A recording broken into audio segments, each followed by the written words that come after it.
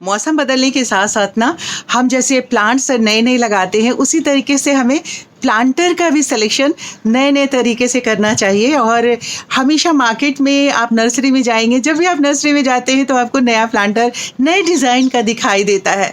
तो जैसे-जैसे समय बदल रहा है, मौसम बदलता है और वक़्त बदलता जा रहा है, उसी तरीके से आपको अलग-अलग डिज़ाइन के प्लांटर्स भी मिलते हैं और डिज़ाइनर प्लांटर्स मिलने लगे हैं। बहुत सारे लोग जो घर में ख़राब बॉटल होते हैं, वेस्ट मटेरियल होता है, उससे भी प्लांटर तैयार करते हैं। तो हमारे बहुत सारे साथियों ने ये कहा कि किस तरीके का प्लांटर यूज़ करना चाहिए ख़ास करके टेरेस गार्डन में। तो यहाँ पे सबसे पहले तो 2 चीज़ें होती हैं, टेरेस गार्डन में ही प्लांटर ज़्यादा यूज़ किया जाता है। जो ग्राउंड गार्डनिंग करते हैं उनके लिए बहुत कम शौकिया तौर पे वो लोग प्लांटर यूज़ करते हैं या फिर दफ़्तरों में यूज़ में रेलवे स्टेशंस पे, आप एयरपोर्ट पे आप देखिए कि बड़े-बड़े प्लांटर्स यूज़ किए जाते हैं। तो आज इसी प्लांटर में बातचीत करने वाली हूँ। आप सबका बहुत-बहुत स्वागत है मेरी छोटी-सी प्यारी-सी बगिया में। मैं सरिता दिल्ली से। तो चलिए मैं आपको सबसे पहले दिखाऊँगी कि मैं पिछले 3-4 सालों से जब से मैंने चैनल बनाया है तब से किस तरह के प्लांटर मैं यूज़ कर रही हूँ और किस तरह के प्लांटर्स जो हैं वो सर्वाइव कर रहे हैं। मौसम बहुत ही अच्छा लग रहा है, बहुत ही खुशगवार है। तो इस अच्छे मौसम के साथ-साथ हम आने वाले मौसम के लिए प्लांट्स की भी तैयारी कर रहे हैं और प्लांटर भी तैयार कर रहे हैं। तो अब देर नहीं करते हैं, चलिए आज के वीडियो की शुरुआत करते हैं। तो साथियों ये है सेरेमिक का पॉट, आप देख रहे हैं ये डिज़ाइनर पॉट्स हैं, ये भी सीमेंट से रेजिन से बना हुआ होता है और ये अलग ये सारे सेरेमिक है। जब आप नर्सरी में जाते हैं ना तो अलग अलग तरीके के डिज़ाइनर सेरेमिक के पॉट्स आपको मिल जाते हैं। इन्हीं पॉट में मैं प्लांट अपने लगाती हूँ और ये फूल आपको इसलिए दिखा रही हूँ कि इसी तरह के प्लांटर्स में मैंने ये जो जितने भी प्लांट्स लगाए हुए हैं और ये देखिए कि मेरे प्लांट्स सारे सर्वाइव कर रहे हैं और अच्छे से फूल भी दे रहे हैं।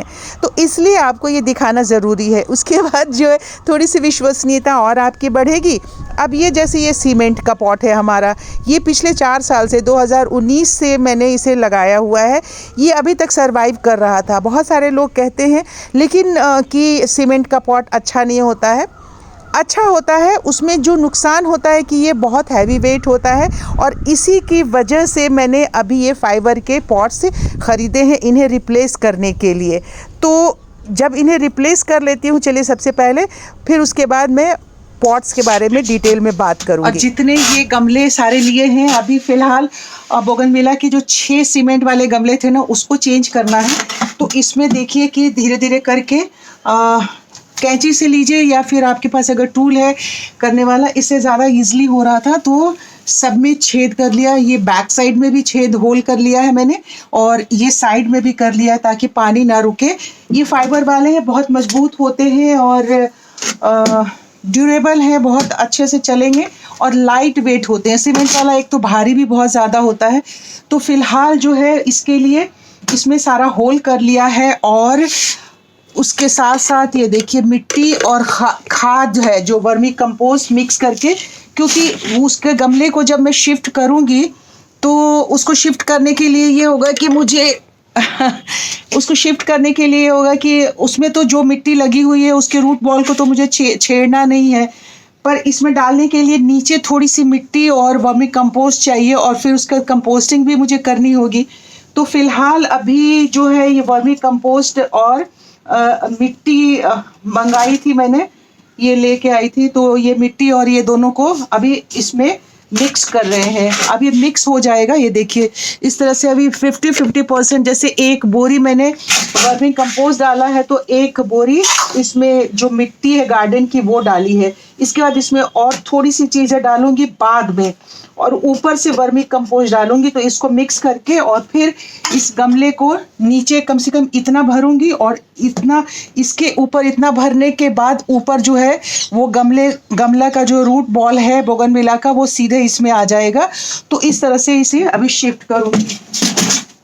तो चलिए बस काम पे हम लग जाते हैं और जैसे जैसे शिफ्टिंग होती जाएगी और आगे मिलता जाएगा तो उस तरीके से हम जो है आपको दिखाते जाएंगे। फिलहाल पूरे मिट्टी और वर्मी कंपोस्ट को मिक्स कर लेती हूँ मैं। तो दोस्तों आज सारा दिन लगा करके सारे जो रीपॉटिंग कर दिया मैंने प्लांट्स की। अब आप देख रहे हैं कि फाइबर के जो गमले मैंने लिए थे उसमें प्लांट्स लगे हुए कितने खूबसूरत लग रहे हैं। और आपको साथ साथ में मैं ये दिखा रही हूँ कि देख लीजिए मेरे पास प्लास्टिक के भी पॉट हैं, सेरेमिक के भी पॉट हैं, प्लास्टिक के बहुत अलग अलग डिज़ाइनर हैं, रेजिन के भी प्लांट्स हैं और सेरेमिक के पॉट्स बहुत ज़्यादा हैं। ये देखिए ये प्लास्टिक के पॉट हैं। अब जब कोई भी पॉट का सिलेक्शन हम करते हैं तो उस सिलेक्शन में हमें एक चीज़ ध्यान देना होता है कि उस पॉट में हमने सामान क्या लगाया है, मतलब कौन सा प्लांट लगाया है। अगर ये हम समझ गए ना, बेसिक चीज़ ये होता है कि हमें ये समझना है। अगर हमने ये समझ लिया तो हमारा प्लांट बहुत अच्छे से सरवाइव करेगा और फिर ये सवाल ख़त्म हो जाता है कि कौन सा प्लांटर जो है हमारे टेरेस गार्डन के लिए ज़रूरी है। अब आप देख रहे हैं क्ले के पॉट हैं ये, उसमें भी प्लांट्स लगे हुए और फूल खिल रहे हैं। जितने भी फाइबर वाले प्लांटर थे उसमें देख लीजिए कि हैवी वेट मैंने लगाया है। अब ये बार बार दिखाने का मतलब ये है कि जो ख़ास बात है मुद्दे पे हम आपको बताते हैं कि अगर आपने ये जान लिया कि जैसे फाइबर का प्लांटर है या सीमेंट का प्लांटर हमारे पास था और अभी भी एक दो हैं, अब आपने देख लिया, तो हमें जो फाइबर है ये ध्यान रखिएगा कि फाइबर गर्मी में थोड़ा गर्म हो जाएगा, सर्दियों में वो कूल रहेगा। तो फाइबर का जितना प्लांटर है उस प्लांटर में हमें ऐसे प्लांट्स लगाने हैं जिसको कि गर्मी पसंद है। अब जैसे कि मैंने उसमें चंपा लगाया, बोगनविला लगाया फाइबर वाले प्लांटर में, तो इन्हें गर्माहट चाहिए और गर्मी जितनी इनको ज़्यादा मिलेगी उतना ही ये फूल प्रोड्यूस करते हैं। तो चाहे सर्दी हो चाहे गर्मी का मौसम हो, ये इस प्लांट को नुकसान नहीं करेंगे। तो हमारा selection of planter and plant दोनों एक दूसरे को कॉम्प्लीमेंट दे रहा है। अब हमने लेना है, अगर सीमेंट का हम प्लांट लेते हैं, प्लांटर लेते हैं, तो सीमेंट के प्लांटर में क्या होता है कि सीमेंट का प्लांटर बहुत ज़्यादा हैवी होता है। और जब शुरुआत की थी तो मैंने देखा कि सारे सीमेंट के प्लांटर में ही मैंने प्लांट्स लगाए हुए थे, पर धीरे धीरे मेरे दिमाग में ये बात आने लगी कि सीमेंट का प्लांटर तो बहुत हैवी होता है, नुकसान उससे कुछ भी नहीं होता है। जब मैं काम कर रही होती हूँ ना तो कभी कभी मेरे हाथ जो है छिल जाते हैं सीमेंट की वजह से चलिए ये तो मजाक की बातें हैं, लेकिन हाँ तो हैवी वेट तो होता ही है। तो मैंने धीरे धीरे जैसे था रिप्लेस करना शुरू कर दिया था मैंने बहुत दिनों से कि इतना हैवी वेट अगर टेरेस पर करती हूँ तो एक तो मुझे गार्डनिंग करने नहीं दी जाएगी और उसके लिए हमेशा मुझे डांट फटकार पड़ती रहती थी। तो मैंने धीरे धीरे उसे चेंज किया। फिर उसके बाद मतलब जितने भी प्लांटर है आपने देख तो लिए, तो सीमेंट का प्लांट जो है अगर वो है वो रिप्लेस कर दीजिए। लेकिन आपको ये पता होना चाहिए कि अगर फाइबर के प्लांटर में हम कोई प्लांट लगा रहे हैं तो किस तरह का प्लांट लगाना है। तो मैक्सिमम क्या है कि आपको दिखा दिया कि बोगनविला मैंने फाइबर के प्लांटर में लगाया और उसके बाद चंपा लगाया है।